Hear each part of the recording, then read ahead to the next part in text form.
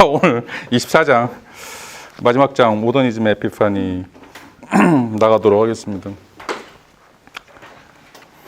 뭐 다 끝내지는 못할 것 같고요. 일단 이제 모더니즘이 어떤 것인지를 좀 설명을 드리고 일단 다음 학기도 이제 이어서 앞에 부분 한 이제 지난번에 말씀드렸던 것처럼 10회독 할 정도까지 좀 계속 깊이 있는 공부를 좀 할 거예요. 그래서 이제 철학을 공부하는 방식 중에 두 가지가 있는데, 하나는 이제 역사적으로 이렇게 파고 들어가는 방식이 하나 있고, 또 하나는 이제 주제별로 공부하는 방식이 있는데, 이제 그건 이제 뭐 선호도에 따라서 이제 방법을 선택하시면 됩니다. 근데 이제 가장 일반적으로는 이제 역사적으로 철학사를 좀 읽어가는 게 부분적으로 논문을 쓰시거나 나중에 이제 연구하시는데 좀 도움이 될 거예요. 왜냐하면 이제 철학이라고 하는 게 항상 시대적 산물이고, 그 시대에서 가장 중요했던 그런 물음들을 어떻게든지 풀어보려고 했던 시도들이거든요. 그리고 이제 뭐 아리스토텔레스, 플라톤, 우리가 보면 굉장히 시시한 것처럼 보이는데 당대에는 천재들이었죠. 당대에는 이제 최고 지성이라고 우리가 이야기할 수 있는 그런 사람들이었고, 그런 사람들이 이제 어떤 뭐 200년, 300년 이 해묵은 문제들, 이 논쟁들을 해결하기 위해서 자신의 인생을 바쳐서 만들었던 걸작들이 지금 우리가 읽고 있는 책들이거든요. 그래서 이런 것들은 그냥 단순하게 텍스트만 이해하려고 하면 뭐 10분 내에, 20분 내에 뭐 네이버 지식인 찾아보면 다 나오지만, 좀 전문가들은 왜 이제 박사 학위 논문을 준비하거나 아니면 이제 뭐 그 연구 논문을 준비할 때 그 한 작품, 또 한 작품도 굉장히 뭐 큰 것도 아니거든요. 저는 이제 박사 학위 논문을 니코마코스 윤리학을 이제 전공을 했는데, 윤리학 전공인데, 이제 거기에도 딱 그 니코마코스 윤리학에 제 6권만 있어요. 6권은 딱 5장이에요. 5페이지. A4용지로 5페이지도 안 돼요. 근데 이제 그거 가지고 저는 이제 한 250페이지 정도 썼거든요. 그러니까 계속 거기서 뭔가 이제 색다른 이야기든지 뭐 논쟁거리라든지, 이제 거기 있는 윤리학이긴 하지만 뭐 윤리 형이상학이라고 이야기하는 지식론, 인식론, 뭐 형이상학 안 들어간 게 없을 정도로 굉장히 풍부한 것들이, 그거를 다 끄집어낼 수 있으려면 그 시대적인 상황들, 그 사람이 고민했던 개인적인 그런 어떤 담론들, 이런 것들을 이제 이해할 수 있어야 돼요. 이제 그거에 대한 또 포괄적인 공부가 이제 뭐 학위 논문이라든지 아니면 연구 논문이라고 좀 이야기를 할 수가 있습니다.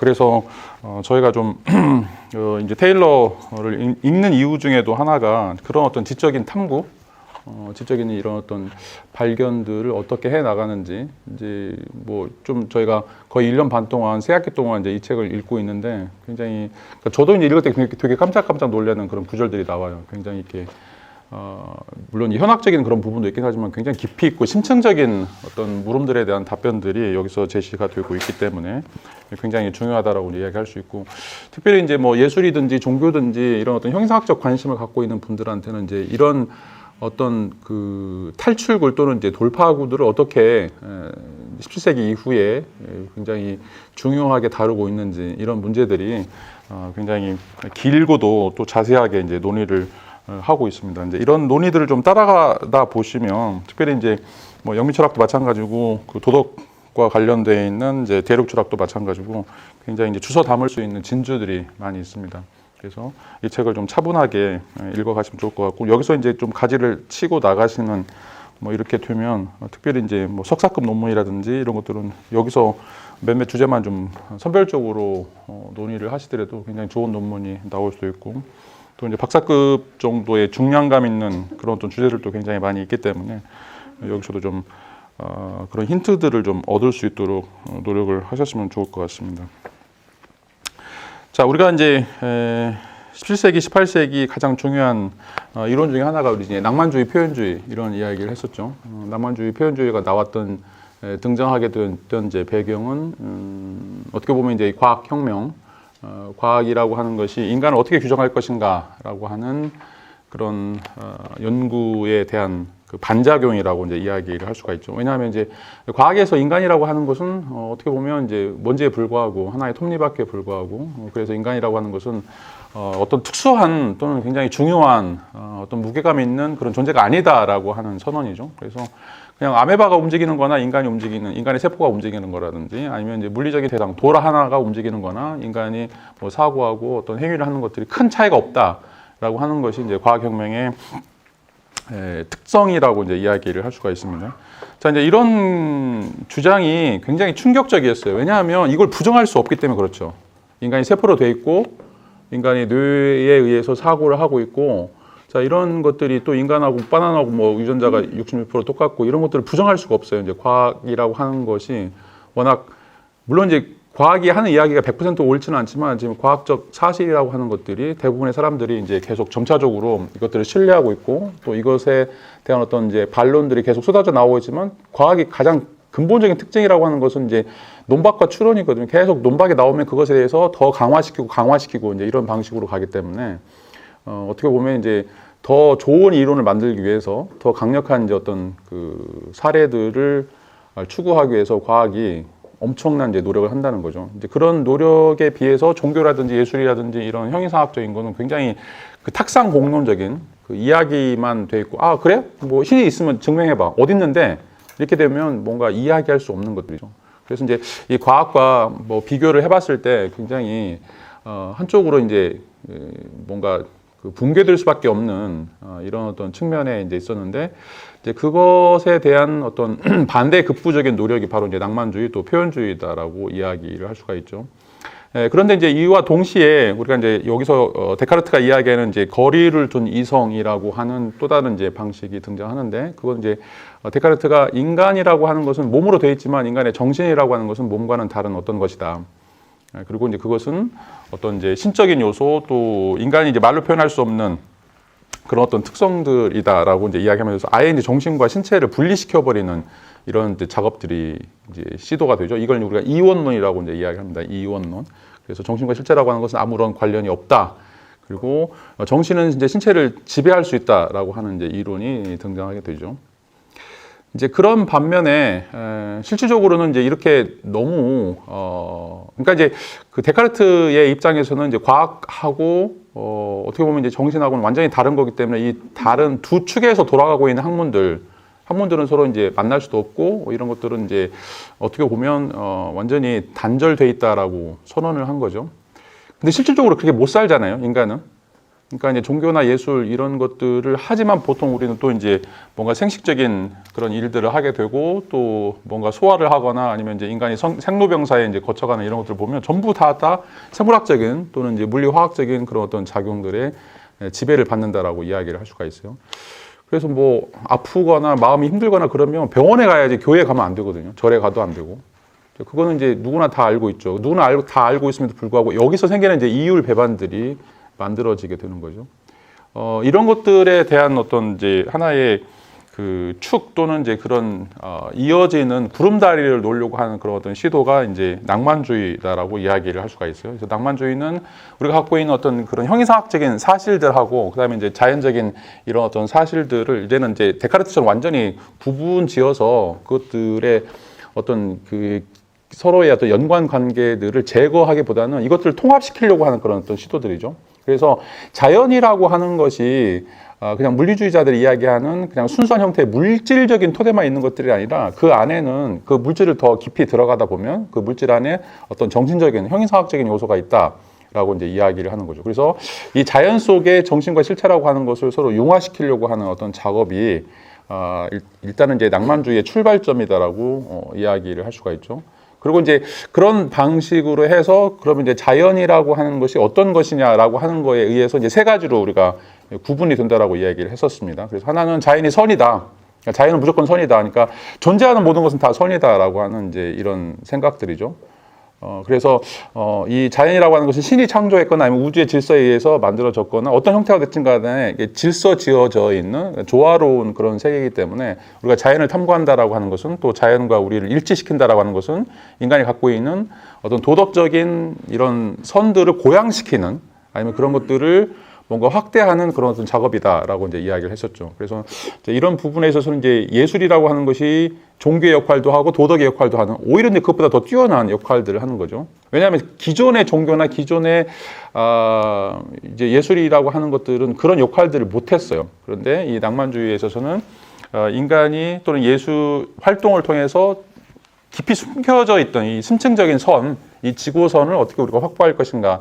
라고 하는 것이 예술을 통해서 이제는 드러나기 때문에 이제 예술이 그 전에 하지 못했던 그 종교의 기능, 또 어떻게 보면 이제 신과 인간을 엮어주는 그런 어떤 구름다리의 역할들을 하게 됐다라고 이제 이야기를 할 수 있죠. 자, 그런 반면에 이제 또 한측에서는 자연이라고 하는 것이 절대 선하지 않다라고 하는 그런 주장들을 했었죠. 특별히 우리가 이제 보들레르 같은 경우에 있어서는 이 자연이라고 하는 것은 악이다라고 이야기를 했습니다. 왜냐하면 이제 아우구스티누스에 따르면 인간은 전적으로 타락한 부패한 존재다라고 이제 이야기를 하고 있고, 그래서 이제 그 근본 악이라고 하는 것을 인간이 과연 극복할 수 있을 것인가? 그러니까 기본적으로 이제 뭐 그 계몽적인 이성도 마찬가지고 낭만주의도 마찬가지고, 이성이 됐든 아니면 예술적인 그런 어떤 창조적인 그 질서가 됐든 이런 것들이 선을 개발하는, 그러니까 선을 탐구하는 그런 어떤 도구다라고 이제 생각을 한 것들이죠. 그래서 이제 이 창조적인 어떤 상상력이 선을 탐구하는 것이라고 얘기하는데, 이제 아우슈누스 뭐 또 얀센주의의 입장에서는 그 선을 탐구하는 그 이성 또는 이제 그 예술적인 혼이 과연 진정으로 선한 것인가? 오히려 그게 뒤틀려 있거나 왜곡될 수도 있다라고 하는 것들이죠. 그리고 이제 이 세계는 근본적으로 뭔가 그 선이라고 할 수 없는 이런 어떤 방식으로 존재하게 된다라고 했었고, 제가 이제 지난번에 얘기했던 것처럼 이런 것들은 이제 뭐 실존주의 입장에서는 이제 부조리라고 하는 것들이죠. 인간의 삶을 산다라고 할 때 처음부터 끝까지 왜 부조리한 상황들이 벌어지는가라고 하는 것들이죠. 정말 선이라면, 정말 절대 선이라면 왜 여태까지 뭐 동양 철학도 마찬가지고 선을 갈구하고 막 성인이 되려고 마음 공부도 하고 그러는데 왜 한 명도 성인이 안 나오는가라고 하는 것이죠.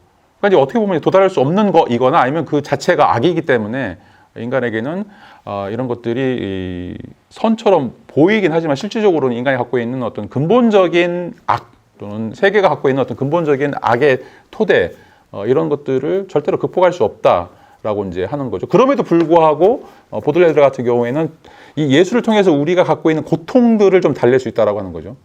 그러니까 이제 앞에 부분하고 다른 거예요. 앞에 부분은 이제 이 예술을 통해서 우리가 선을 깨닫게 되거나 선을 지향하는, 발견하는 이런 어떤 작업이라면, 보들레르는 이제 우리가 이 예술을 통해서 우리가 아파하는 그 고통들을 예술을 통해서 뭔가 좀 감싸주는 거죠. 조금 더 그 진정시킬 수 있는, 안 그러면 이제 미쳐버리는 거죠. 어떻게 보면 이제 안정제라고 이야기할 수 있을 거고, 뭔가 이제 우리에게 그 마약과 같은 그런 힘을 일으키는 것이 바로 이제 예술의 힘이다. 라고 이야기를 할 수가 있습니다. 그리고 이제 마지막으로 우리가 들었던 거는 이 세계 질서 또 이제 세계의 근본적인 그 존재성이라고 하는 것은 선도 아니고 악도 아니고 이거는 이제 그 야생적인 에너지다라고 이야기를 했었죠. 쇼펜하우가 이야기하는 이제 의지 개념이라고 이야기를 할 수가 있습니다. 그래서 이거는 자꾸 인간적인 개념을 들이대 가지고 이게 선이다 악이다라고 하는 건데, 이 우주의 에너지는 이건 선도 아니고 이제 악도 아니다. 라고 하는 이제 이야기를 했었죠. 그래서 이것이 인간의 이제 의지로 넘어오게 되면서, 그러니까 이제 이 절대 의지가 인간의 의지로 넘어오게 되면서 여러 가지 이제 뭐 문제들이 발생하게 되고, 또 그런 방식의 이제 삶이라고 하는 것들이 어떻게 보면 인간에게 이제 선을 만들어 주기도 하고 이제 악을 만들어 주기도 한다라고 이제 이야기를 하게 됐습니다.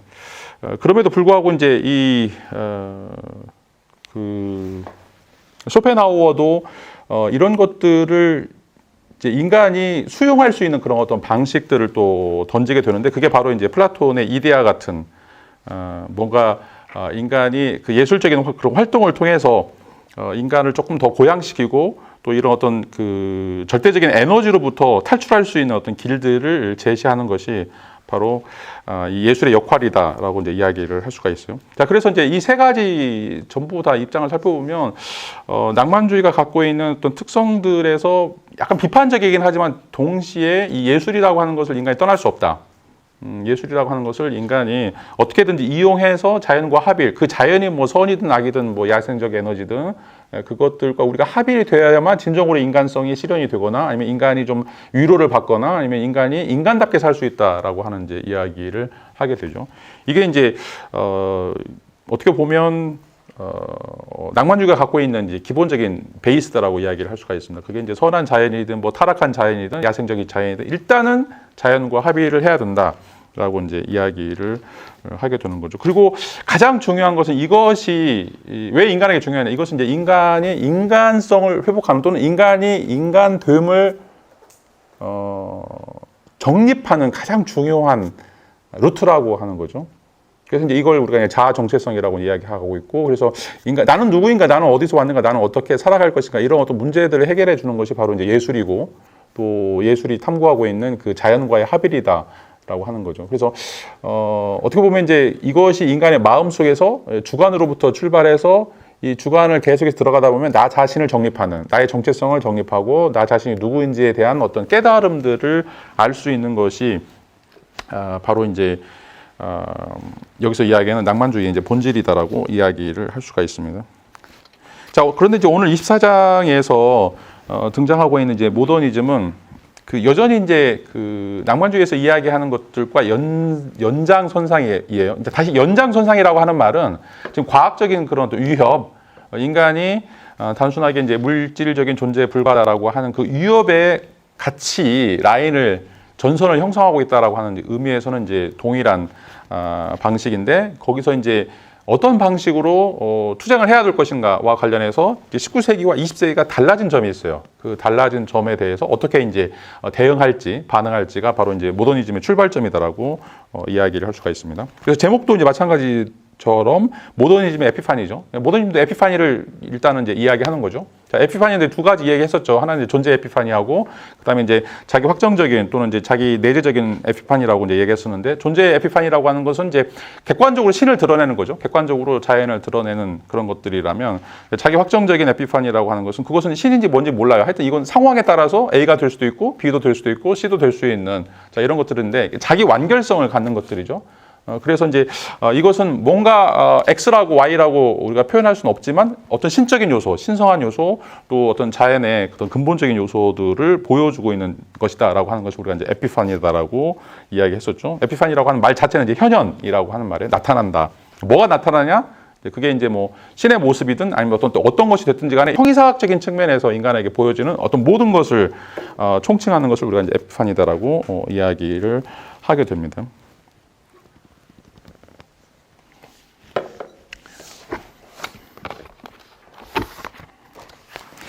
자, 24장에서 이제 에피파니가 등장을 하는데, 이제 이 24장에서 이제 에피파니는 조금 이제 다른 형태의 에피파니다라고 이제 이야기를 할 수가 있어요. 그래서 921페이지를 좀 보시면 위에서 세 번째 줄, 낭만주의적 원형과는 매우 다른 에피파니적인 예술이 20세기에 창조되었다라고 이야기하고 있고, 이제 20세기에 나타나 있는 에피파니를 이제 모더니즘이라고 부른다라고 이제 돼 있죠.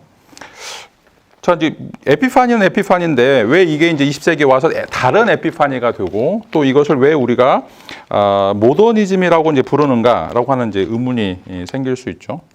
이제 그 의문에 대해서 위에서 둘낸 여섯 번째를 보시면, 20세기 예술은 점점 더 내적인 것이 되었고 주관성을 탐구하고 심지어 찬양하는 경향을 띄었다. 주관성 탐구한다라고 하는 말은 이제 낭만주의적인 방식이죠. 뭔가를 내적인 방식으로 탐구한다라고 하는 것이었고, 자, 그래서 이제 이거를 이제 마땅히 표현주의라고 불릴 수 있는 예술 사조를 낳았다. 낭만주의라고 하는 것을 의미하죠. 자, 근데 그 다음 줄 보시면, 그러나 동시에 20세기 예술은 위대한 창조를 통해 주체를 탈중심화시키는 걸 포함한다. 첫 번째 키워드는 탈중심화라고 하는 말이죠. 자, 말이 안 되죠. 아니, 분명히 첫 번째는 에피파니이고 그게 우리의 마음에 있는 것이기 때문에 마음으로 들어간다라고 했는데 거기까지 이해를 하겠어요. 근데 마음으로 들어가는데 이게 나를 벗어나는 탈중심화가 된다, 탈주체화가 된다라고 하는 말은 이거 뭔 말이지? 분명히 내 안으로 들어가는데 왜 나에서 벗어나지? 라고 하는 거죠. 그러니까 모더니즘과 낭만주의의 차이점은, 낭만주의는 안으로 들어가서 주관성을 탐구하면서 나를 확립시키는 거죠. 자아의 주체성을 만드는 거예요. 자, 근데 모더니즘은 내가 나로 들어가는데, 주관성으로 들어가는데 결과는 뭐냐면 나를 벗어나는 거예요.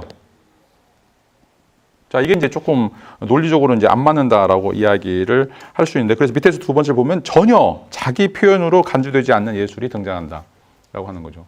그러니까 예술이라고 하는 게 자기 표현이고, 그래서 표현주의라고 얘기했고 낭만주의라고 얘기했는데, 모더니즘에 있어서는 이거는 탈자아 또는 이제 탈중심주의, 그리고 비자기 표현이라고 하는 방식으로 넘어가게 된다.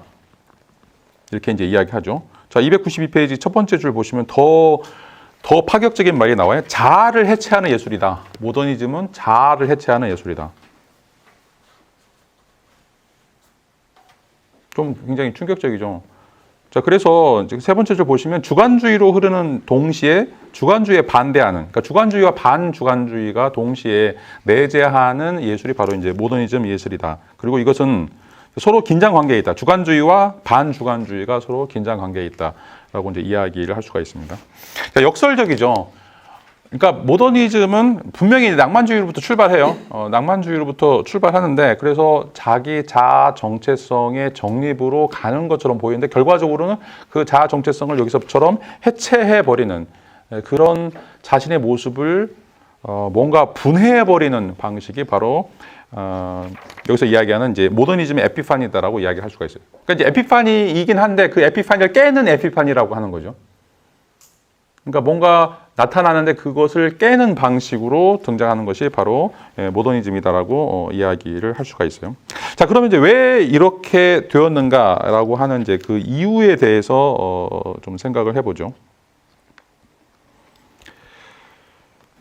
제가 지금 뭐 뒤에 가서 이제 말씀을 드리겠지만 지금 딱 그거를 찾으려고 하는 이유가 뭐냐면 지금 모더니즘은 기본적으로 현대 과학이라고 하는 것이 가지고 있는 그 장점 또는 그것들이 갖고 있는 어떤 유리한 환경들을 포기할 수 없기 때문에 이제 이런 어떤 작업들을 하게 돼요.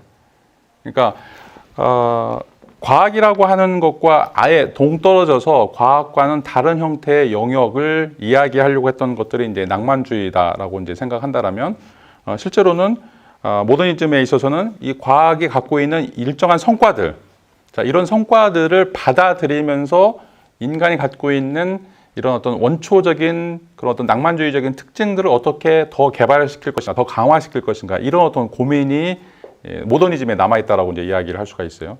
자, 그래서 이제 우리가 그 비트겐슈타인도 이제 이야기를 하고 있는 것 중에 하나가 비트겐슈타인 여전히 낭만주의자예요. 다시 말하면 종교나 예술이나 이 형이상학적인 사실들을 강화시키고 싶고 이것들을 부정하고 싶지 않아요. 자, 그런데 걔는 자, 베를린 공과대학에서 항공우주학을 전공한 사람이에요. 그리고 런던에 와서도 자, 물론 이제 철학과에 다니긴 하지만 기본적인 베이스는 엔지니어라고 하는 거죠. 자, 엔지니어이면서 형이상학적인 사실들을 어떻게 자기가 알고 있는 지식과 조화시킬 것인가, 이런 어떤 물음들이 그냥 인문학자이면서 갖고 있는 물음들과는 근본적으로 다른 거예요. 그러니까 인문학자들이 갖고 있는 물음들은 과학, 공대, 쟤네들은 우리와 관련이 없어. 수학, 저건 싫어. 세계를 저렇게 설명하는 거는 아니야 라고 이제 이야기를 하는 측면. 자, 이게 이제 낭만주의적 특성이 되게 강한 거죠.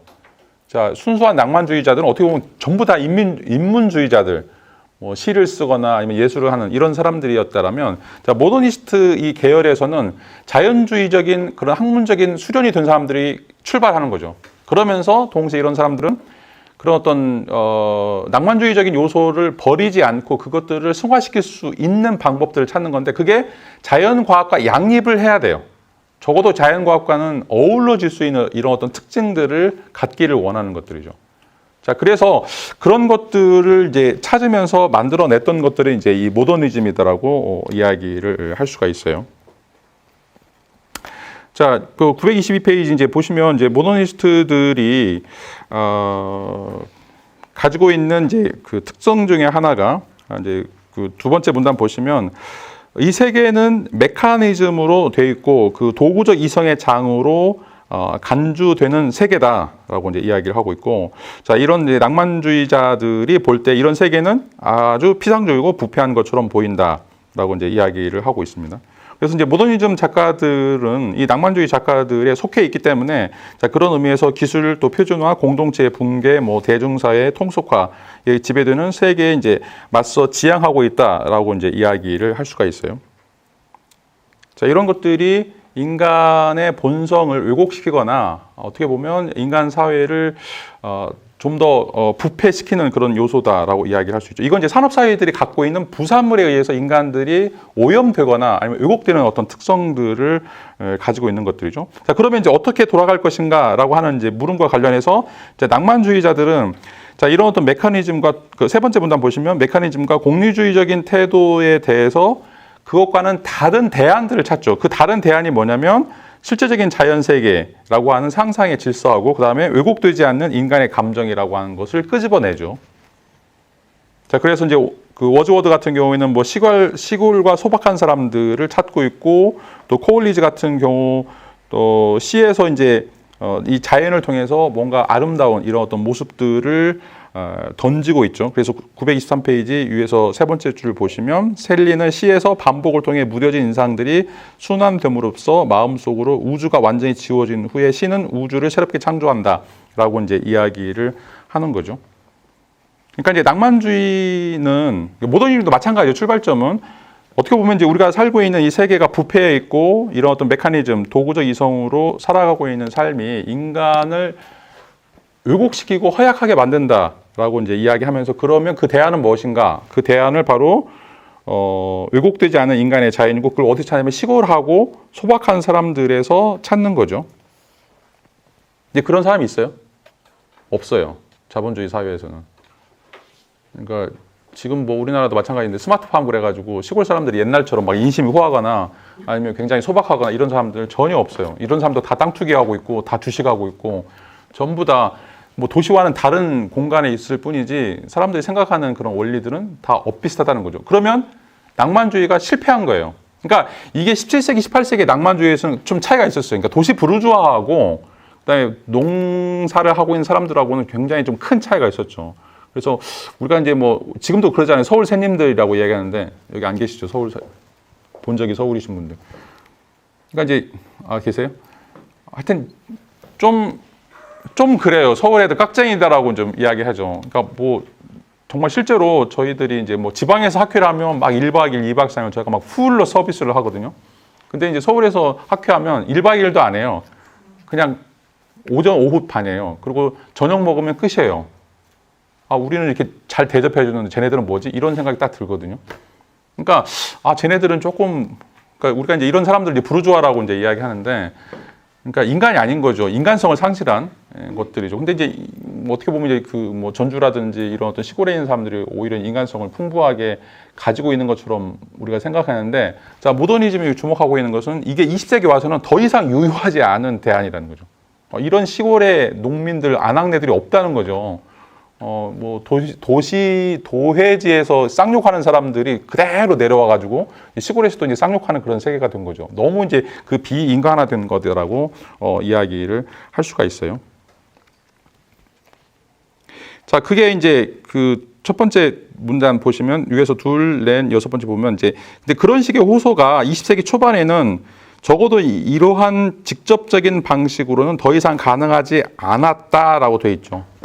자, 이게 이제 전 세계적인 현상인 거죠. 자, 17세기, 18세기 농민들, 이런 사람들이 갖고 있던 순수한 것들이 20세기 초반에 들어오면서, 그러니까 1900년도, 특별히 이제 1차 대전, 2차 대전을 거치면서 경제가 엄청 부황을 해요. 부황하면서 사람들이 더 이상 그 순수한 영혼이 아닌 거죠. 이제는 이제 돈을 사랑하는, 돈에 의해서 지배를 받고 있는 아주 자본주의 신민이 된 거라고 할 수 있는데, 그래서 더 이상 사람들이 로맨틱하지 않은 거죠. 더 이상 이제 뭐 결혼을 하거나 사랑을 한다고 할 때도 이제 조건을 보죠. 뭐 키 몇인가, 연봉 얼마인가, 집이 있는가 없는가 이런 걸 보지. 저 사람을 내가 평생 사랑해야겠다. 이런 바보들은 이제 더 이상 존재하지 않는 것이 되었다는 거죠. 자, 그렇게 된 이제 변화의 이유를 그 다음 문단에서 이야기하고 있죠. 자, 부분적으로 산업 사회의 거대한 발전 때문이다. 도시화된 기술사회에서 자연은 주변화된다. 더 이상 자연과 공생하며 사는 농부들은 존재하지 않는다라고 이제 이야기를 하고 있죠. 자, 더 이상 낭만주의가 먹혀 들어가지 않는 시대를 살고 있습니다. 그런데 이제 낭만주의를 지켜야 되죠.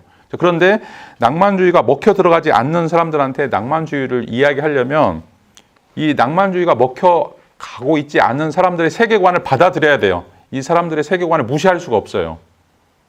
그러니까 이제 이 세계관은 어떤 거냐면 이 낭만주의가 반대했던 메커니즘의 세계, 공리주의적인 세계, 돈을 사랑하는 세계, 이런 세계를 무시할 수 없는 거죠. 왜냐하면 이제 이거를 무시해버리는 순간 이 사람들이 전혀 반응하지 않을 거란 말이에요. 낭만주의에 대해서. 자, 그러면 이런 사람들을 뭔가 설득하거나 이런 사람들과 이제 더불어 살기 위해서는 낭만주의가 약간 수정될 필요가 있는 거죠. 자, 이게 이제 모더니즘의 출발점이다라고 이야기를 할 수가 있습니다. 자, 그래서 이제 그 다음 줄 보시면 이제 콩스타블이 그린 풍경화들은 지워지고 있고 익명의 다수를 상대하기 위해서 설계된 기계와 환경이 인간을 지배하고 있다. 자본주의죠. 그리고 이 모든 것의 외부에 남겨진 것은 황무지다라고 하는 거죠. 없는 거예요. 산업화된 사회, 돈, 이런 사회를 제외한 나머지는 황무지라고 하는 거죠. 그 에덴 동산을 꿈꿨던 낭만주의는 더 이상 이제 존재하지 않는 것이다라고 이야기를 할 수가 있습니다. 그리고 이제 그 다음 부분 보시면 19세기 후반에 아주 혁혁한 변화가 일어나는데 그것은 역학의 토대를 둔 것이 아니라 생명과학을 포괄하고 있는 과학적이고 기계적인 세계관이 발전되었다라고 하는 거죠. 자, 17세기, 18세기의 과학은 뉴턴의 역학이었어요. 그러니까 우주를 설명하는 거였죠. 자, 우주를 설명하는 거였는데, 자, 이제는 20세기에서는 생명과학이 등장해요. 다시 말하면 인간의 삶을 윤택하게 만들어줄 수 있는, 뭐 예를 들어서 인공수정이라든지 피임이라든지 아니면 생명연장이라든지 안락사라든지 뭐 이런 어떤 낙태 문제라든지 이런 것과 관련되어 있는 논제들이 쏟아지는 거죠. 아, 과학이 이제는 조금 인간적이네라고 하는 방향으로 돌아서는 거예요. 그전에는 우주가 어떻게 돌아가는지 막 이런 것들 이야기했기 때문에 과학과 나는 멀다라고 생각을 했는데 이제는 생명공학이 발달하면서 과학이 인간의 삶을 행복하게 만들어주고 또 인간의 삶의 질을 뭔가 고양시킨다라고 하는 거죠. 이게 옛날에는 낭만주의가 했던 건데 지금은 이제는 과학이 하고 있다는 거죠. 자, 그래서 지금 잘 아시다시피 이제 인간의 평균 수명이 늘어나는 것도 다 생명과학이 지금 발달한 것 때문이죠. 그러니까 과학을 반대할 수가 없는 거예요. 이제는. 그전까지는 과학과 거리 두기가 이제 가능했다라면 이것을 기반으로 해서 이제는 뭔가 인간에 대한 이해가 이런 과학과 더불어 가야 된다라고 하는 그런 생각들이 일어나게 됩니다. 자, 그래서 그게 이제 과학이 지금 추구하고 있는 것이 우주적 질서이고 그 우주적 질서라고 하는 것이 인간의 생명과학, 인간의 삶과 더 이상 다르지 않고 구분될 수 있다라고 하는 생각이 포기가 되는 거죠. 자, 이런 생각을 최초로 제시했던 게 우리가 지난 시간에 쇼펜하우어였죠. 자, 그래서 924페이지 위에 두 번째를 보시면 자, 오히려 자연을 도덕과 무관한 에너지의 거대한 보고로 보는 쇼펜하우어의 개념이 지금 오히려 낭만주의를 극복하거나 낭만주의에 대한 대안으로 등장하게 되는 거죠.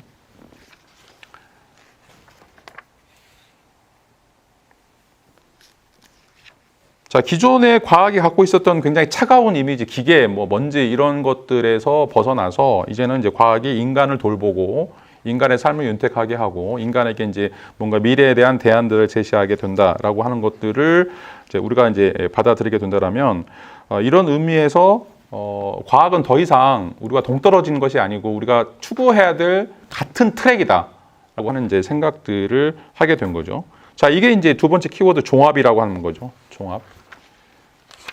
그러니까 이제 모더니즘이 낭만주의가 어떻게 갈라지는가라고 하는 이제 측면이, 자, 모더니즘이 갖고 있는 이제 특성들은 낭만주의가 버리려고 했던 그 과학의 이미지 이런 것들을 쇼펜하가 이야기했던 그 야생적 이미지, 이 세계라고 하는 것은 우주라고 하는 것은 거대한 에너지이고 그 에너지는 어느 쪽에서는 과학으로 어느 쪽에서는 낭만으로 어느 쪽에서는 인간으로 생명으로 이제 가는 건다. 근데 이걸 우리가 합칠 필요가 있다라고 하는 그런 시도가 바로 이 종합이다라고 이야기를 할 수가 있습니다.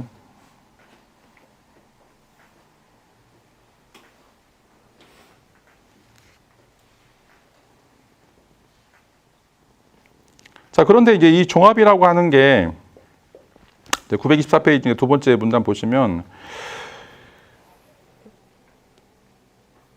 두 가지 수준에서 옹호할 수 없는 것이 되었다라고 이제 이야기를 할 수가 있어요. 첫 번째는 더 이상 충분히 신뢰할 만한 것이 아니었다라고 하는 말하고, 그다음에 두 번째로는 또한 이제 그것은 거부되었다라고 이제 이야기를 할 수가 있어요. 자, 여기서는 이제 갈등이 생기는 거죠. 그러면 이제 낭만주의 어떻게 하지?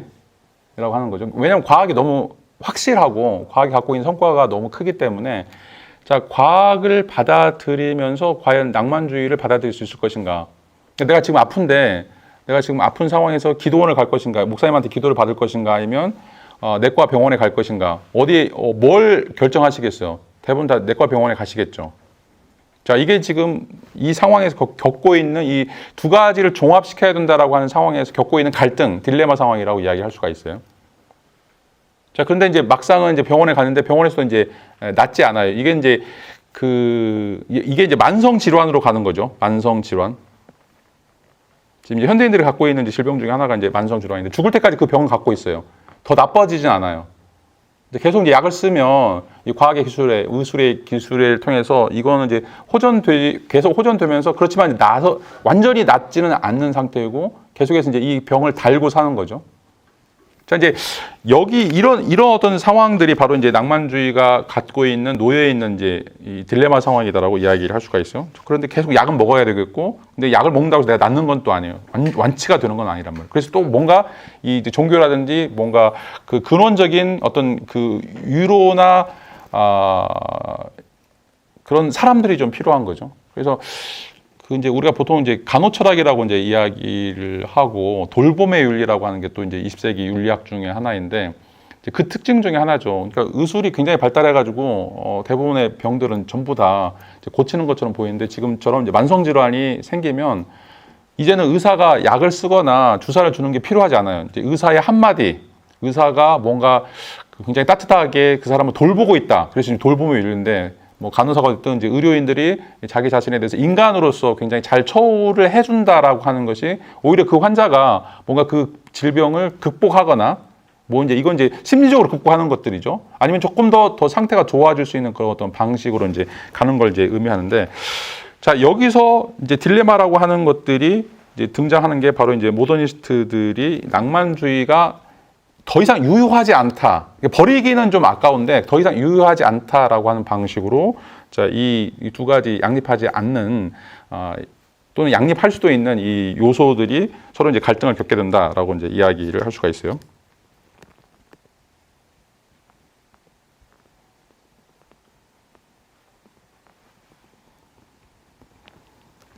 자, 그런데 그 두 번째 키워드 이제 종합에서 가장 대표적인 사람이 바로 밑에서 둘, 넷, 여덟 번째 줄 보시면 밀이라고 하는 사람이에요.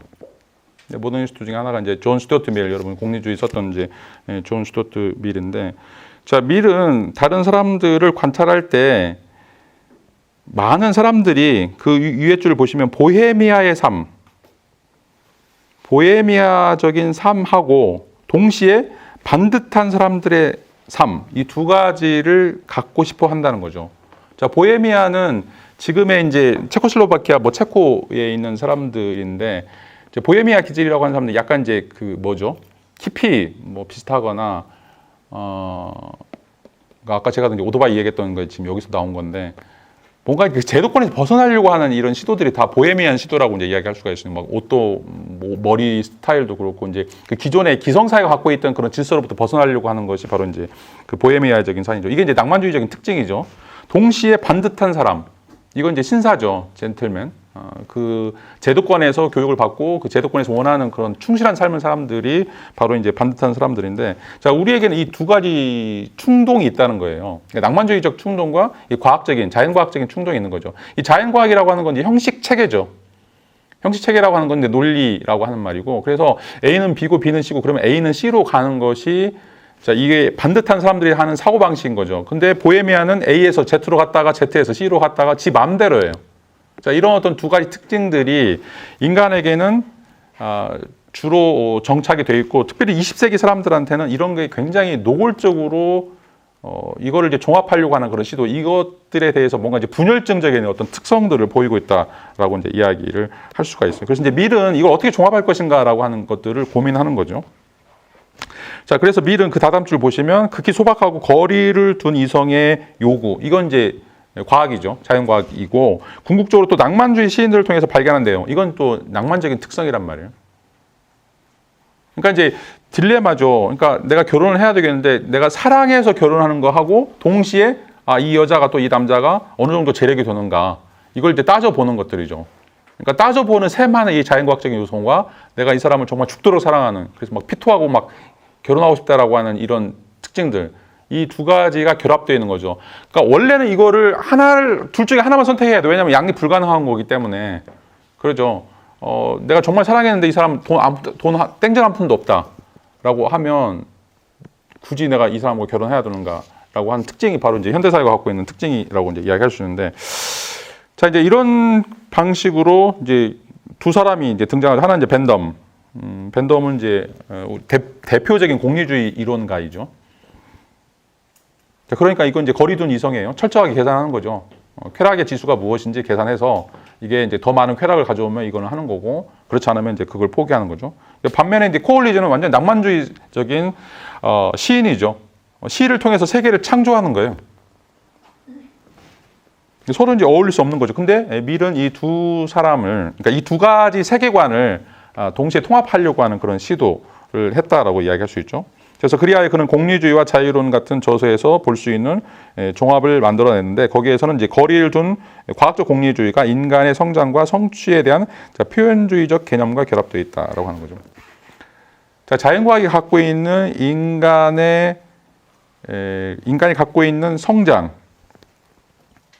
또 성취, 그러면서 그것만 가지고는 조금 부족한, 그 2%의 부족한 것들을 채워줄 수 있는 낭만주의적인 요소, 뭔가 영감, 이런 것들을 동시에 만들어 가려고 했던 것들이 바로 이제 모더니즘이 갖고 있는 그 두 번째 키워드로서 이제 종합이다라고 이야기를 할 수가 있습니다. 자, 이제 왜 이런 종합을 할 수밖에 없는가라고 하는 게 이제 925페이지 보면 세 번째 키워드 정당화라고 하는 말인데, 아까도 얘기했죠. 이제 자본주의 사회는 과학의 세계는 굉장히 차가워요. 이제 그 차가운 세계를 포기할 수가 없죠. 왜냐하면 과학이 우리에게 가져다주는 그 번영이라든지 그 발전, 우리가 이걸 이제 진보라고 얘기하죠. 과학의 진보를 우리가 무시할 수 없어요. 제가 93년도 유학 갔을 때 뭐 우리나라가 이제 약 2만 불 정도 GNP였는데, 제가 이제 아시는 선교사님 따라가지고 뭐 루마니아, 불가리아 이쪽을 한번 여행한 적이 있어요. 거기는 우리 60년대하고 비슷해요. 60년대 또 70년대 초반. 저보고 가서 이제 거기에 살라 그러면 일단 화장실이 없어요. 화장실.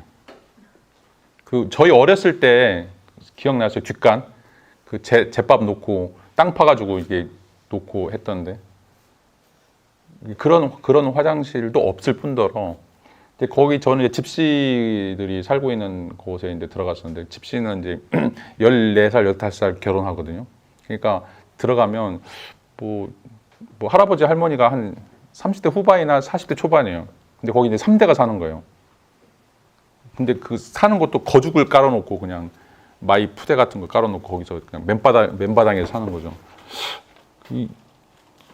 물론 이제 저도 이게 굉장히 미국처럼 이렇게 좋은 나라에서 오진 않았지만, 그래도 나름 국민소득 2만 불인 데서 태어나서 그거를 너무, 그러니까 저는 그때 이제 처음으로 박정희 좋아하게 됐어요. 그러니까 이제 거기도 제가 갔을 때는 휘롬도 마찬가지였는데, 휘롬, 그러니까 옛날 이제 유고슬라비아 연방에서 지금 독립된 나라인데 지금 이제 마케도니아라고 하거든요. 근데 거기에 이제 그 집시들이 굉장히 많이 사는데, 그 집시들을 그때 이제 제가 이제 이름은 까먹었는데, 그 유고슬라비아의 독재를 할 때, 군부 독재를 할 때 걔네들 무조건 다 잡아가지고 의무교육을 시켰어요. 대학까지 만들어 놨어요. 대학까지 공부를 시킨 거죠. 집시들을.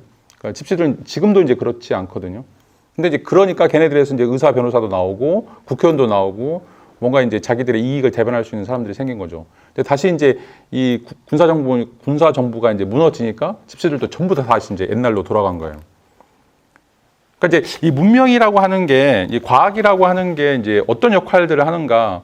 그러니까 집시들은 지 마음대로 살고 싶어 하죠. 이게 더 낭만주의적인 것인데, 보헤미아적인 삶인데, 자, 이 과학이라고 하는 것이 표준화시키고 정량화시키고 계량화시키면서 뭔가 인간을 한 단계 좀 더 고양시키는 그런 측면들이 반드시 있어요. 그걸 이제 좋아할 수도 있고 그걸 싫어할 수도 있긴 한데, 자, 이제 이렇게 되면, 이런 단계들을 올라가게 되면 우리가 원래 그 갖고 있던 그 따끈따끈함이라든지 인간적인 그런 어떤 모습들이 이제 사라질 수밖에 이제 없는 것들이죠.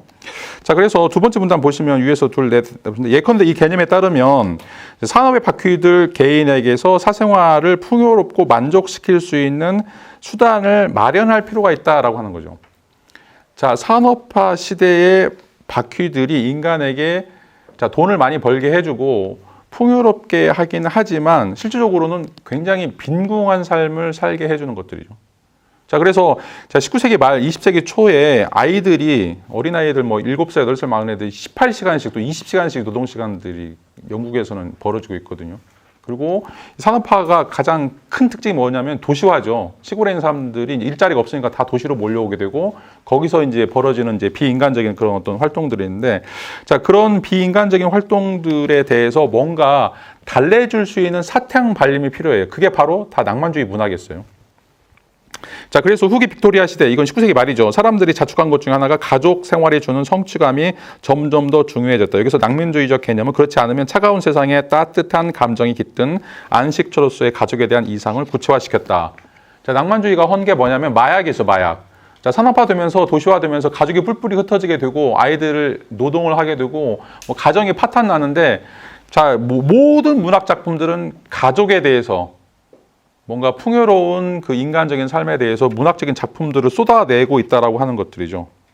그리고 이제 여기서 이야기하는 디킨스 같은 경우, 뭐 순수한 존재들. 그래서 빅토리아 문학이 갖고 있는 어떤 특징들이 실제 세계에는 굉장히 처절하게 차가운 산업화 사회의 인권 유린인데 그런 인권 유린에 대해서는 노코멘트예요. 노코멘트 하면서 뭔가 인간이 갖고 있는 이 가족이라든지 어떤 삶의 이상이라든지 따뜻함이라든지 인간관계에 대해서 엄청 쏟아내고 있는 것들이죠.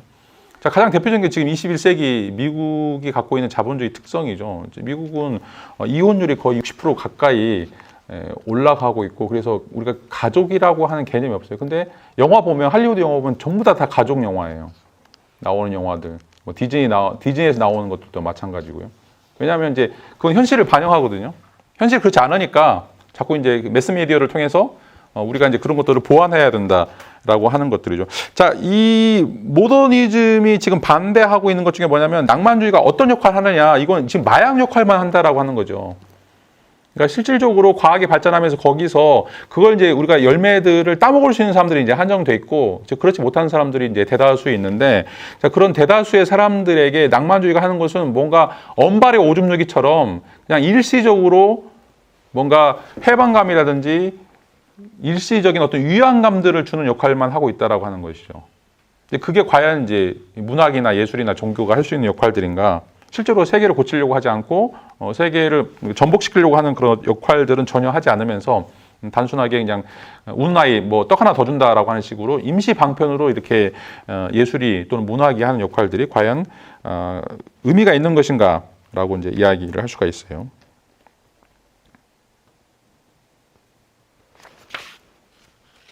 자, 그래서 이제 그 925페이지 밑에서 네 번째 줄 보시면 이제 이 빅토리아 시대의 경건함과 감사적 태도는 낭만주의적 정신을 포착하는 것처럼 보였다. 자, 낭만주의가 무슨 역할을 하냐면 굉장히 경건하고 굉장히 감상적인 태도들을 보여줬죠. 자, 빅토리아 시대에 이제 뭐 저는 이제 종교적인 것들과 관련해서 저는 이제 종교인들에 대해서 굉장히 이제 반감이 이제 심한데 그 이유 중에 하나가 지금 이제 이 빅토리아 시대도 마찬가지고 그 화란교회 그러니까 네덜란드 교회가 이제 기독교 역사적으로 보면 우리가 개혁교회라고 이야기하고 이제 복음주의적인 신학을 가장 잘 실천하는 가장 이제 복음주의적이고 가장 이제 예수의 복음과 비슷하다라고 생각을 해요. 근데 걔네들이 뭐 했냐? 남아프리카 공화국에서 아파르트 헤이트, 그러니까 그 인구 차별 정책에 어떤 사람도 코멘트하지 않았어요. 왜? 그게 식민지를 통해서 어마어마한 돈들을 벌어오기 때문에 교회가 그거에 대해서 비판하거나 그거를 바꾸려고 노력하지 않죠. 잘 아시다시피 자, 19세기, 18세기, 20세기 초까지만 하더라도 가장 좋은 대학은 신학대학이에요. 자, 신학대, 법대, 의대 이 세 가지 대학이 가장 머리 좋은 애들이 갖고 이런 사람들이 다 정관계에 진출한 사람들이었어요. 근데 이제 뭐 교회에서는 뭐 하나님의 사랑 뭐 예수님의 사랑 이야기하지만 이 감상적이죠, 경건하죠. 근데 그건 이제 말로만 하는 거죠. 실제로 고통받고 있는 남아프리카 공화국의 사람들에 대해서는 철저하게 무지한 거죠. 저는 이제 유럽 애들이 물론 이제 다 녹음돼 있어서 그런지 정말 쓰레기라고 생각하는 게 뭐냐면 유럽이 발전했던 이유가 뭐냐면 식민지예요. 식민지, 아시아 지역, 아프리카 지역, 제3세계 전부 다 식민지를 쓸어 간 거죠. 물론 이제 일본 애들이 우리나라에게 했던 것처럼 우리들이 문명의 어떤 기술들을 전달해 줬다. 뭐 그런 역할도 있겠죠, 반드시. 자, 그런데 그것으로부터 나오는 이익을 누가 다 가져갔느냐. 유럽이었죠. 그러니까 지금 유럽이 지금 식민지를 전부 다 포기하면서 거의 포기하고 있거든요. 그러니까 경제가 지금 공황 상태에 빠지거나 이제 어려운 이유들이 그거예요. 착취가 안 되는 거죠. 자, 이게 이제 낭만주의가 갖고 있던 특징들이죠. 말로는 경건하고 감상적인 태도를 보여주고 있지만 낭만주의라고 하는 것들은 마지막 줄 보세요. 무의미한 세계를 보상하기 위해서 단지 평범한 대용품들, 진정성이 없는 의미를 제공하고 있다라고 하는 거죠. 자, 모더니즘은 이거에 대한 어떤 반론이죠. 19세기 말 20세기 초에 낭만주의, 그러니까 좋아요. 자기 표현이고 인간의 어떤 본질들을 드러내는 것이고 그것이 이제 예술이든 종교든 뭐 이런 역할들을 한다라고 얘기하는데 그게 까놓고 보니까 속이 빈 강정이라는 거죠. 전혀 진정성이 없는 것들이고. 그러니까 이제 자기들이 공개했던 과학보다도 전혀 못한다는 거죠. 그러니까 예를 들어서 이제 과학 같은 경우에는 이제 인공수정도 마찬가지고 지금 줄기세포, 뭐 배아 연구 실험 뭐 이런 것들 보면 뭐 하나님이 반대하니까 이건 생명이니까 자 이렇게 하는데 물론 좋단 말이죠. 그렇게 신학적인 배경이라든지 낭만주의적인 배경은 좋긴 한데 이제 그거를 막으면 그것 때문에 고통당한 사람들이 한 명이라도 더 살 수 있고 뭔가 이제 치유를 받을 수 있는 어떤 기회들을 차단해 버린 거죠. 근데 이제 그 이유가 너무 약하다는 거죠. 왜냐하면 이제 그들이 주고 있는 것이 그렇게 얄팍하게 무의미한 세계를 이제 보상하기 위해서 주고 있는 그냥 어떤 선동 구호에 불과하다라고 이제 이야기를 하고 있죠. 그러니까 이제 모더니즘은 더 나가야 된다라고 하는 거죠. 그래서 위에서 둘, 넷, 여섯 번째 보시면 낭만주의의 상속사인 모더니스트들은 낭만주의로 생각했던 것에 거역했다. 자, 낭만주의 세계와의 불안은 보다 철저한 것이 되었다. 그들은 위안을 얻기 위해 단지 주관적인 느낌이나 세상의 정신에서 나온 것이라는 확신에 의지할 수 없었다라는. 자, 모더니스트들이 이제 뚫고 나오는 거 뭐냐면 모더니스트들이 낭만주의자긴 하지만 이것으로부터 벗어나야 된다고 하는 것은 예술이 더 이상 위로나 위안의 차원에서만 머물면서는 안 된다라고 하는 거예요. 실질적인 것을 뭔가를 바꾸려고 하거나 세계를 변혁하려고 하는 그런 어떤 시도가 돼야 되지 단순하게 이제 말로 위안하는 어떤 사탕 발림이 돼서는 안 된다라고 이제 이야기를 할 수가 있습니다.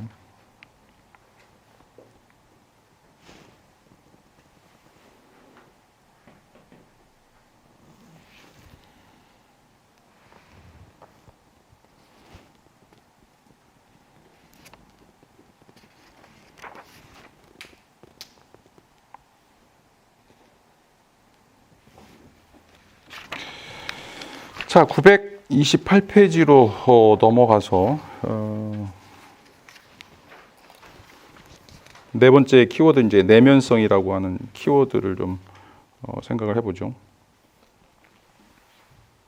자, 이제 내면성은 이제 낭만주의가 갖고 있는 특징, 기본적으로 이제 자기 발견을 위해서 자기 내부로 들어가야 된다, 자기 마음으로 들어가야 된다라고 하는 것이 이제 주관화 또는 이제 내면성이다라고 이야기를 좀 할 수가 있습니다. 그런데 이제 이 내면성과 관련해서 이제 모더니즘은 조금 이제 다른 특징, 아까도 얘기했던 것처럼 반주관주의적인 또는 이제 자정체성적인 이제 요소들을 이제 보여주고 있다라고 이제 이야기를 할 수가 있어요. 자, 그 물음은 이제 두 번째 문단 세 번째 줄 보시면 이제 20세기 초 사상가들이 고민했던 문제가 뭐냐면 이건 이제 비트겐슈타인도 똑같은 고민하는데 전적으로 기계적으로 결정된 사회에서 선이나 미가 차지하는 자유는 무엇인가라고 하는 거죠. 자, 인간은 기계다, 통제바퀴다라고 하는 거죠. 근데 우리는 선을 지향하고 있고 미를 추구하고 있어요. 말이 안 돼요. 자, 원자 속에 분자 속에 아름다움도 없고 착함도 없어요. 그런데 우리는 그런 원자의 구성체이고 그런 어떤 배열체에 불과함에도 불구하고 왜 이 원자 속에 없는 선이나 미나 악을 추구하고 비판하는가? 이게 지금 말이 안 되는 거예요. 이걸 풀어야 돼요.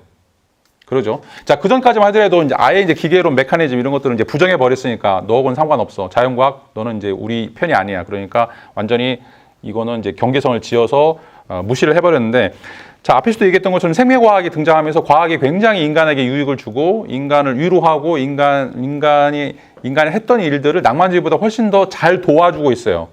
자, 근데 생명과학도 원자를 이야기하고 있고 기계를 이야기하고 있어요. 자, 생명과학, 생물학에 따르면 인간은 번식 기계에 불과해요.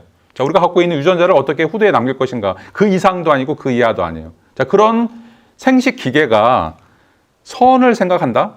아름다움을 꿈꾼다? 이게 말이 안 되는 거죠. 이 두 가지 병렬되어 있지 않는, 양립하지 않는 요소들을 어떻게 이어갈 것인가라고 하는 것이 바로 그 모더니스트들이 고민하는 내면성의 출발점이 돼야 돼요. 자, 인간의 내면성, 인간의 마음, 인간의 정신이라고 하는 것이 기계다. 그런데 그 기계가 선이나 아름다움을 추구한다라고 하는 방식으로 가야 된다는 거죠. 자, 낭만주의에서 내면성은 순수하게 주관적인 거죠. 순수하게 근본 선이고, 뭐 근본 선이거나 근본 악이거나 아니면 이제 야생적 에너지가 되거나 뭐가 됐든지 간에, 자, 그거는 기계가 아니라고 생각을 했어요. 자, 그런데 모더니즘에서 20세기에서 보면 인간은 기계인데 마음도 기계라고 하는 거죠. 그 안에서, 기계 안에서 어떻게 선이 나오지? 어떻게 아름다움이 나오지? 라고 하는 이런 어떤 방식으로 이제 고민들이 이어지게 된다라고 이제 이야기를 할 수가 있어요. 자, 그래서 밑에서 928페이지 밑에서 이제 그 마지막 문단 보시면 이제 모든 것을 포괄하고 있으면 계속 발전한 기술의 정진을 통해서 강조되는 메커니즘의 제국주의적인 요구에 맞서려면 단순히 자연에 대한 에피파니 묘사에 의해서 기대해서는 안 된다라고 하는 거죠. 그러니까 낭만주의가 가지고 있었던 메커니즘적인 제국주의, 그러니까 자연과학이 갖고 있는 이런 제국주의에 맞서서 단순하게 막 상상의 질서, 막 창조적 질서 이런 것만 이야기해서는 절대로 해결점을 못 구한다는 거죠. 왜냐하면 자연과학, 생명과학은 필연성에 의해서 굉장히 유기적인 그런 어떤 통일체가 갖고 있는 그런 메커니즘에서 돌아가고 있는데 그것과는 전혀 무관하거나 연달아 일어날 수 없는 그런 것들을 이야기한다면 이 기계적으로 돌아가고 있는 사회들을 설명할 수 없거나 아니면 여기서 발생하는 문제들을 해결할 수 없다라고 하는 거죠. 자, 이게 이제 모더니스트들의 고민이라고 이제 이야기를 할 수가 있습니다. 929페이지 위에서 네 번째로 보시면 이제 이런 어떤 평준화, 자, 이 평준화는 이제 이 선과 악이라고 하는 거 똑같다라고 하는 거죠. 기계에 대해서는 선도 없고 악도 없으니까 똑같은 거예요. 평준화라고 이야기할 수 있죠. 자, 그런데 이것에 맞서는 유일한 방식은 내면성밖에 없어요. 인간의 마음이라고 하는 내면성 밖에 없는데, 자, 이 내면성이라고 하는 것이 동시에 기계와는 동일시될 수 없는 거죠. 그래서 그 다음 줄 보시면, 자, 세계는 체험된 세계, 경험되고 알려지고 감각과 의식에 변형된 세계는 모든 것을 포괄하는 추상화되는 기계와 동일시될 수 없다라고 하는 이제 이야기를 하게 돼요. 자, 네 번째 키워드의 내면성이라고 하는 말은 이제 앞에서 얘기했던 낭만주의 내면성과는 다른 거죠. 자, 낭만주의 내면성은 순수한 마음, 어떻게 보면 선이든 악이든 자연과 하나가 되고 있는 내면성이다라고 이야기를 한다라면, 자, 모더니즘에서 내면성이라고 하는 것은 기계는 아닌데 기계이면서 어떤 것을 체험하거나 경험하거나 알려지거나 감각과 의식으로 변형될 수 있는 세계다라고 하는 이야기를 하게 돼요. 자, 내면성은 어떤 내면성이냐면 체험된 세계로서의 내면성이다라고 이야기할 수가 있어요. 체험된 세계로서의 내면성. 그러니까 뭐 이야기해보면 이제 어떻게 보면 학습된 기계라고 이야기할 수 있죠. 체험된 세계 내면성이라고 이야기하는 게. 그러니까 이제 기계는 기계인데 기계와는 동일시되지 않아요. 왜냐하면 체험된 기계이기 때문에 다른 특징이라고 이제 이야기할 수 있고, 그런 방식으로 인간을 설명하려고 하지만 이것이 단순하게 기계에 대한 설명과는 다른 형태의 설명들이 필요하다라고 이제 이야기를 할 수가 있습니다. 이제 이게 바로 이제 베르그송이 이야기하는 체험된 기계 또는 이제 체험된 세계라고 하는 의미에서 내면성이다라고 이야기를 할 수가 있어요. 자, 이런 어떤 작업들을 한 사람이 929페이지 보면 이제 처음에 이제 베르그송이죠. 그 다음에 후설 현상학 이제 가운데 부분 보시면 이제 하이데거와 메를봉티가 이런 이야기를 하게 되고, 그 다음에 이제 그 다음 줄 보시면 후기 비트겐슈타인, 그 다음에 이제 폴라니가 이런 주장들을 하게 돼요. 자, 마이클 폴라니 같은 경우는 이제 노벨상 수상자이긴 한데 이 사람도 비트겐슈타인 거의 비슷한 작업들을 하고 있어요. 그러니까 기계론적인 세계, 메커니적인 세계, 자연과학적인 세계를 무시하진 않아요.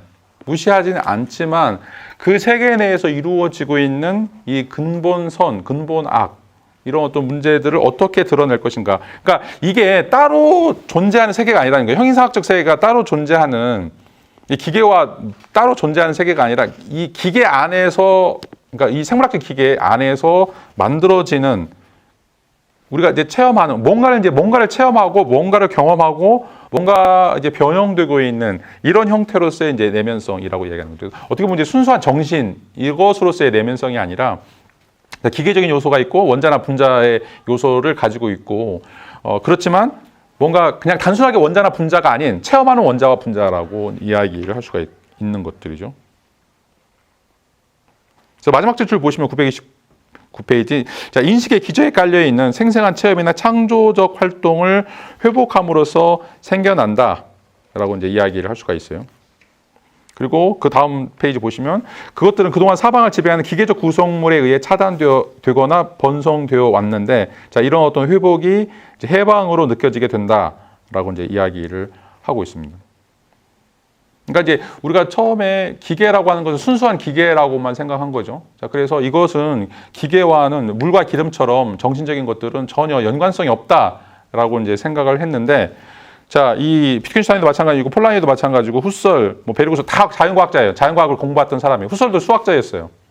비트겐슈타인 아까 항공우주라고 얘기했었고, 폴라니 같은 경우는 이제 생화학자이고, 자, 이런 사람 베르그송도 이제 마찬가지로 생물학을 전공했던 사람들이고, 자, 자연과학을 했던 사람들이 자연과학만 가지고는 설명할 수 없는 인간적인 요소가 있다라고 생각하는 거죠. 그거를 여기서는 지금 체험된 세계로서의 인간의 내면성을 새롭게 규정하는 거죠.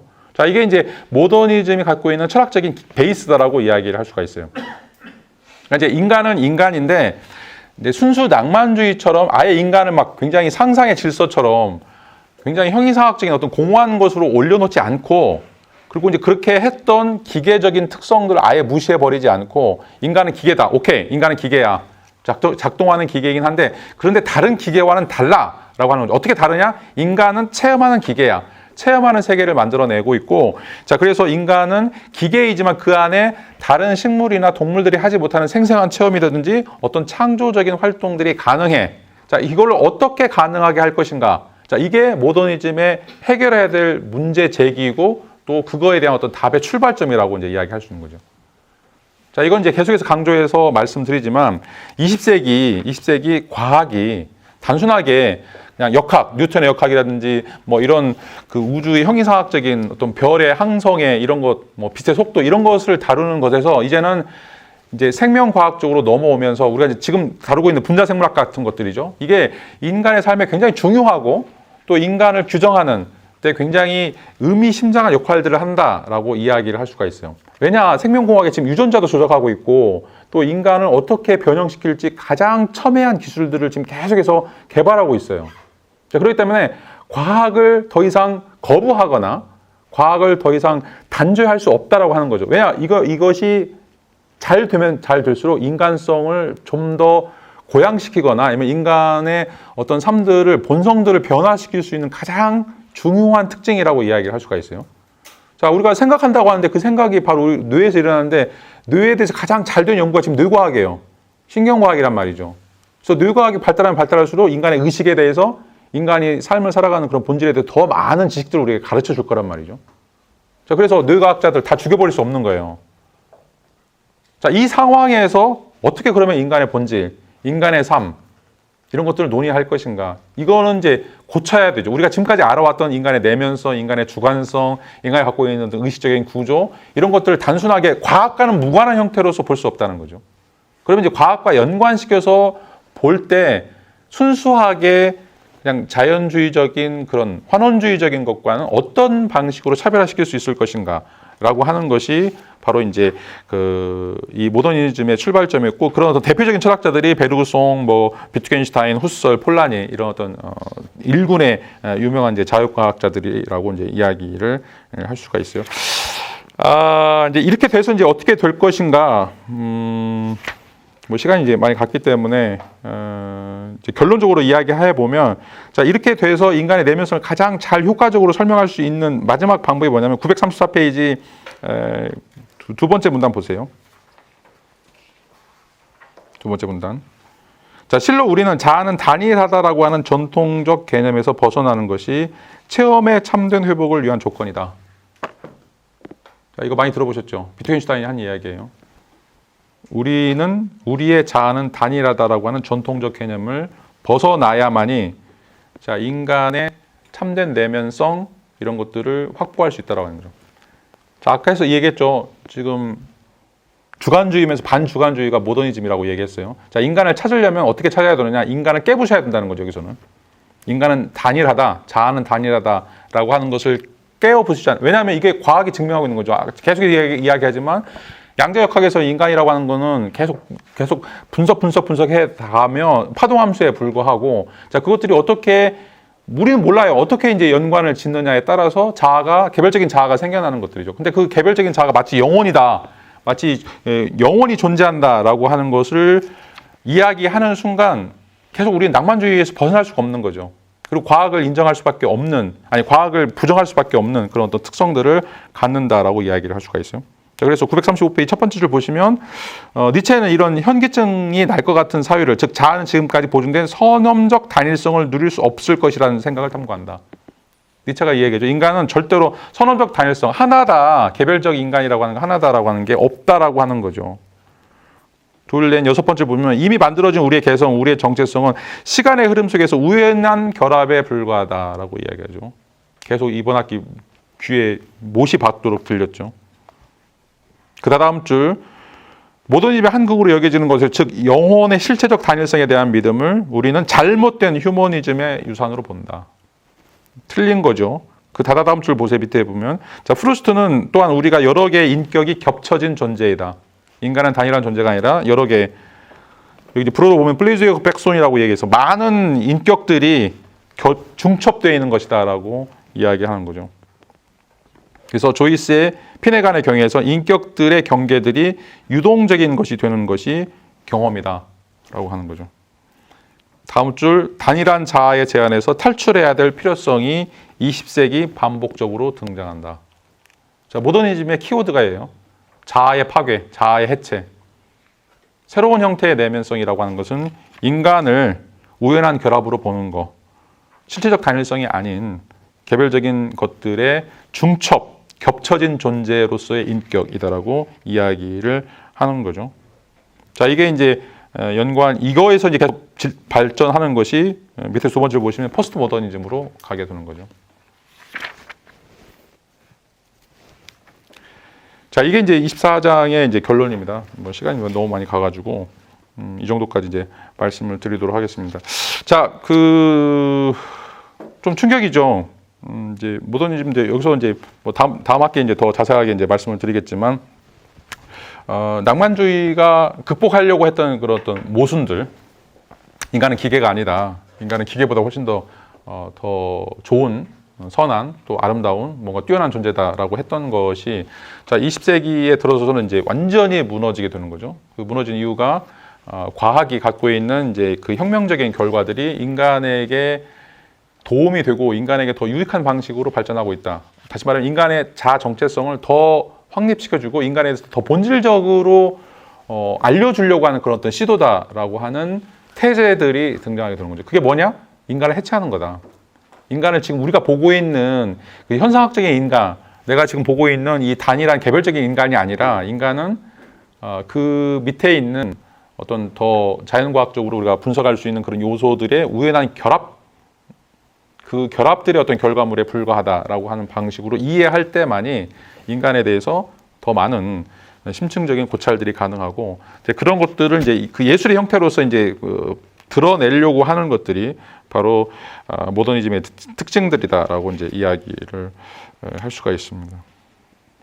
자, 잠시 쉬었다가 여기에 대해서 이제 코멘트를 좀 하시도록 하죠.